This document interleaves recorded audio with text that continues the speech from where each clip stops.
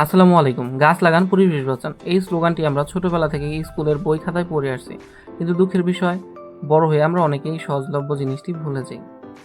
সেই দায়িত্ববোধ থেকেই আজ আমি বাজারে গিয়ে চমৎকার ৫টি ফলজ গাছের চারা নিয়ে এসেছি।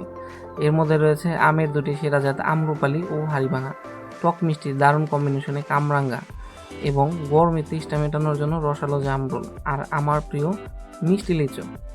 তো গাছগুলোকে আমি প্রথমে বাড়িতে নিয়েই একটি বালতির মধ্যে করে পর্যাপ্ত পানি নিয়ে গাছগুলোকে আগে রেস্টে দেই, অর্থাৎ এই গাছগুলোকে পর্যাপ্ত পানি দিয়ে কিছুক্ষণ রেস্টে রাখি, যেন গাছগুলো পরবর্তীতে লাগানোর পর পানি না দিলেও যেন মরে না যায়, কারণ গাছগুলো মরে যাওয়ার একটা সম্ভাবনা থাকে।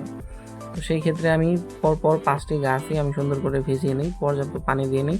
তারপরে গাছগুলো রেস্টে রাখার পর তারপরে চলে যাই গাছগুলো লাগানোর জন্য। তো শাবল আর কোদাল নিয়ে নেমে পড়ি। তো প্রথমেই জায়গা খুঁজছিলাম গাছগুলো কোথায় লাগাবো, আর আমি ইতিমধ্যেই বাড়িতে অনেকগুলো গাছ লাগিয়ে রেখেছিলাম। তো এই যে দেখতে পাচ্ছেন সারি সারি গাছ, তো জায়গা খুবই কম, তো এর জন্য এক সারিতে গাছ লাগাতে পারবো না, নানা জায়গায়। প্রথমেই আমি জামরুল গাছটি লাগানোর জন্য প্রস্তুতি নিই। যেহেতু এই যে গাছগুলো ভেজা, তো ২ দিন যদি পানি নাও দেয় তাও চলবে। তারপরও বর্তমানে বর্ষার সময়, আর বর্ষার সময়ই সবচেয়ে উপযুক্ত সময় গাছ লাগানোর।